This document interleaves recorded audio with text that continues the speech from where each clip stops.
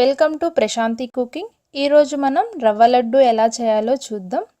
నేను చెప్పిన విధంగా చేసినట్లయితే రవ్వ లడ్డు చాలా సాఫ్ట్గా చాలా టేస్టీగా వస్తుంది. మీరు గనక ట్రై చేసినట్లయితే మీకు కూడా తప్పకుండా నచ్చుతుంది. ముందుగా స్టవ్ మీద పాన్ పెట్టుకొని 3 టేబుల్ స్పూన్స్ నెయ్యి వేసుకోవాలి. నెయ్యి వేడెక్కిన తర్వాత జీడిపప్పు, కట్ చేసుకున్న బాదం పప్పు వేసుకొని ఫ్రై చేసుకోవాలి. ఇవి కొంచెం వేగిన తర్వాత కిస్మిస్ కూడా వేసుకోవాలి. కిస్మిస్ బాల్స్లా వచ్చేంత వరకు ఫ్రై చేసుకొని ఈ డ్రై ఫ్రూట్స్ని ఒక ప్లేట్లోకి తీసుకోవాలి. ఇప్పుడు ఈ పాన్లో ఉన్న నేతిలో 1 కప్ ఉప్మా నూక వేసుకుంటున్నాను. ఉప్మా నూక లేదా సూజీ రవ్వ అని కూడా అంటారు. రవ్వ అంతా కలుపుతూ వేయించుకోవాలి, లేకపోతే అడుగున మాడిపోతుంది. కలపకుండా ఉంటే ఉండలు కూడా కట్టేస్తుంది. ఒక 10 to 15 మినిట్స్ అయినా ఫ్రై చేసుకోవాలి. నూక కొంచెం కలర్ చేంజ్ అవుతుంది, అప్పటి వరకు ఫ్రై చేసుకోవాలి. నూక మంచిగా ఫ్రై చేసుకుంటేనే మనకి రవ్వ లడ్డు చాలా టేస్టీగా ఉంటుంది. నూక బాగా ఫ్రై అయిన తర్వాత ఒక పావు కప్ ఎండి కొబ్బరి తురుము కూడా వేసుకోవాలి.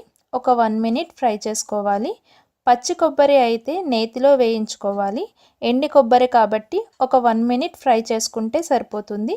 ఇప్పుడు గ్యాస్ ఆఫ్ చేసుకోవాలి. మొత్తం కొంచెం చల్లారిన తర్వాత, పూర్తిగా చల్లారాల్సిన అవసరం లేదు, కొంచెం చల్లారిన తర్వాత 1 కప్ పంచదార పొడి వేసుకోవాలి.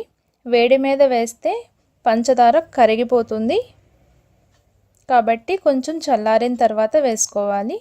1 కప్ ఉప్మా నూకకి 1 కప్ పంచదార పొడి వేసుకోవాలి. ఇందులో 1.5 స్పూన్ ఇలాచీ పొడి వేసుకోవాలి. ఇప్పుడు మనం నేతిలో వేయించుకున్న డ్రై ఫ్రూట్స్ని కూడా వేసుకోవాలి. మొత్తం అంతా కలిసేటట్టు మంచిగా కలుపుకోవాలి.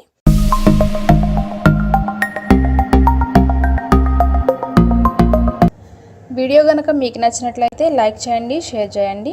మీరు కనుక నా ఛానల్ కొత్తగా చూస్తున్నట్లయితే కింద రెడ్ కలర్లో సబ్స్క్రైబ్ అని వస్తుంది, దాన్ని క్లిక్ చేయండి. పక్కన ఒక చిన్న బెల్ ఐకాన్ యాక్టివేట్ అవుతుంది, దాన్ని కూడా క్లిక్ చేయండి. దాన్ని క్లిక్ చేయడం వల్ల నేను ఎటువంటి వీడియోస్ అప్లోడ్ చేసినా నోటిఫికేషన్స్ మీ వరకు చేరతాయి. ఇప్పుడు రవ్వ లడ్డు చేసుకుందాం. ఒక పావు కప్ పాలు తీసుకోవాలి. కొంచెం కొంచెం పాలు వేసుకుంటూ ఉండలుగా చేసుకోవాలి.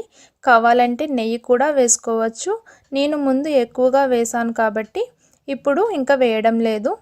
చేతికి పాలు తడుపుకుంటూ ఉండలు చేయడం వల్ల చేతికి ఎక్కువగా అంటుకోకుండా ఉంటుంది.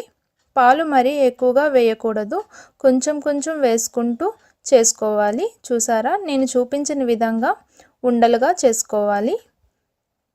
మీకు గనక నచ్చినట్లయితే తప్పకుండా ట్రై చేయండి, చాలా టేస్టీగా ఉంటాయి. మీకు కూడా తప్పకుండా నచ్చుతుంది.